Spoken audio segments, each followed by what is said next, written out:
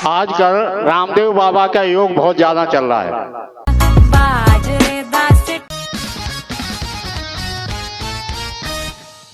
Subscribe करो हमारे YouTube channel को और बेल आइकॉन को ऑल पर सेट करो हमारी लेटेस्ट वीडियो सबसे पहले देखने के लिए।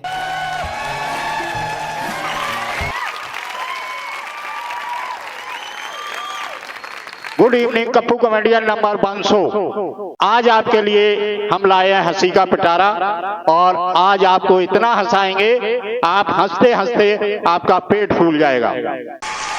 आजकल रामदेव बाबा का योग बहुत ज्यादा चल रहा है। सुबह सुबह टीवी जैसे ही खोलो तो टीवी पे देखने को मिलता है कोई तो उल्टा लटका हुआ है और कोई ऊपर नीचे सांस ले रहा है। यही नहीं, अभी और सुनिए, यही हालत गांव में है। जब हम गांव में सुबह सुबह घूमने जाते हैं खेतों में तो रास्ते में झाड़ियां पड़ती हैं। जैसे झाड़ियों से निकलो तो झाड़ियों के साइड में फूफा पता ही नहीं लगता कोई योग करता है कि झाड़ियों में छिपा अजगर ओम विलोम करता है। और रामदेव बाबा का टीवी पे तो ऐसा योग चलता है कि गांव वाले भी टीवी पे देख देख के टीवी योग करने लग जाते हैं। ऐसे ही मेरे दादाजी गांव में टीवी देख रहे थे। तब कलर टीवी हुआ नहीं करते थे, ब्लैक एंड व्हाइट हुआ करते थे।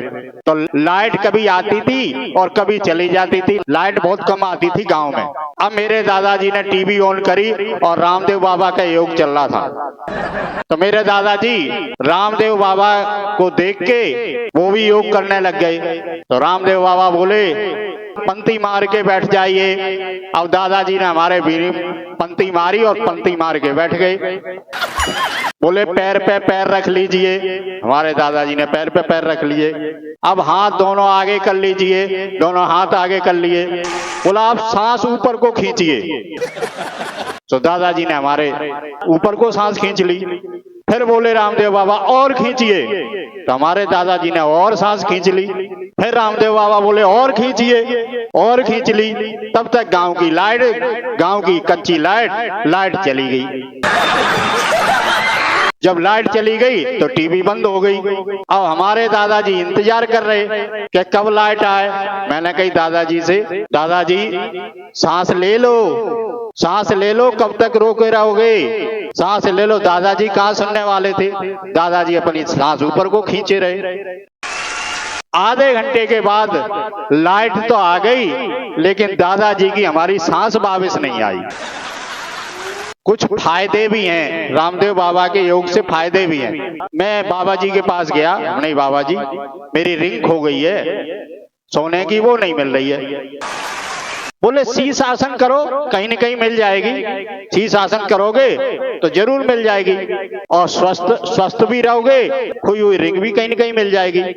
तो मैं एक दिन शीश आसन किया। जैसे ही शीश आसन किया तो मेरे बेड के नीचे रिंग मिल गई, रिंग दिखाई दे गई। और तो फायदा नहीं हुआ लेकिन खोई हुई मुझे सोने की रिंग मिल गई।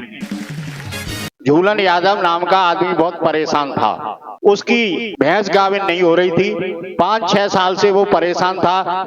उसे खिला खिला के बहुत परेशान था। उसकी बीवी लोग बोली ऐसा करो, ये भैंस को 6 साल हो गए खिलाते खिलाते पर ये रुकती नहीं है।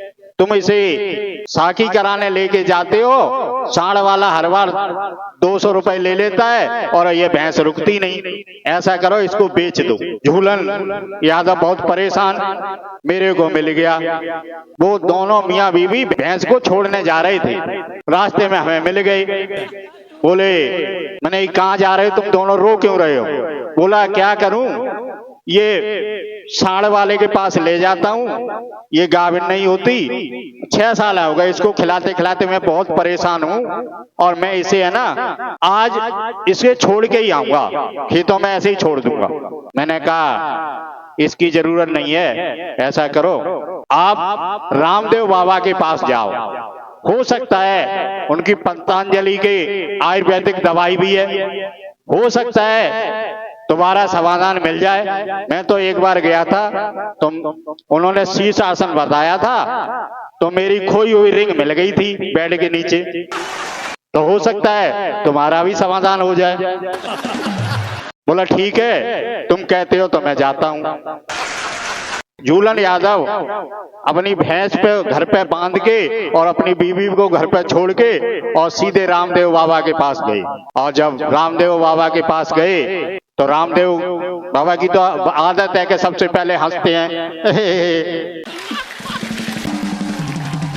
सुबह सुबह उठेंगे, देखो भैया योग करो, योग करने से 6 करोड़ 10 लाख नाड़ियां शुद्ध हो जाती है। झूलन यादव बाबा जी के पास गए, बोला बाबा जी के हाथ जोड़े, बोला बाबा जी मैं बहुत परेशान हूँ। बाबा जी तो पहले ही चाहते हैं बताइए बताइए क्या बात है, क्यों परेशान हो। झूलन यादव बोले बाबा जी मैं अपनी भैंस से बहुत परेशान हूँ। तो बोले क्या है भैंस को, तुम्हारे भैंस को क्या प्रॉब्लम है। बोला बाबा जी जब भी मैं भैंस को गाभिन कराने लेके जाता हूँ और साढ़ वाला हर महीने 200 रुपए ले लेता है और मेरी भैंस ठल निकल जाती है। बाबा जी कुछ ऐसा काम करो, मुझको ऐसा उपाय बताइए जिससे भैंस मेरी गाभिन हो जाए। तो बाबा जी तो जानते ही हो। बाबा जी हाँ क्यों नहीं जरूर बताएंगे। ऐसा करिए मैं आपको एक पतंजलि का डंडा देता हूँ, इसको ले जाइए और जाते ही भैंस में 2 पिछवाड़े पे मारिए और जब डंडे लग जाएंगे 2 उसके पिछवाड़े पे तो वो हो जाएगी गाभिन और फिर 11 महीना बाद भैंस ब्याह जाएगी और दूध देने लग जाएगी और तुम्हारी समस्या का हो जाएगा समाधान।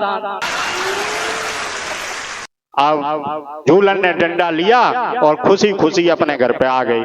और जैसे ही घर पे आए तो जाते ही झूलन ने लिया डंडा और भैंस के पिछवाड़े पे 2 लगाए, टना टना।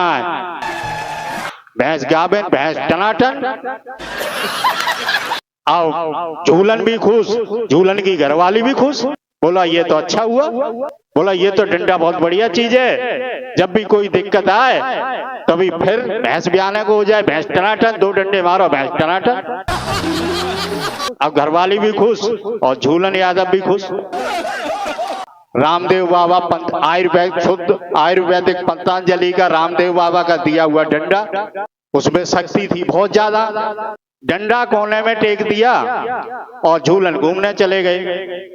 शाम को घर आए तभी उनकी और झूलन की बीवी से किसी बात को लेकर झगड़ा हो गया।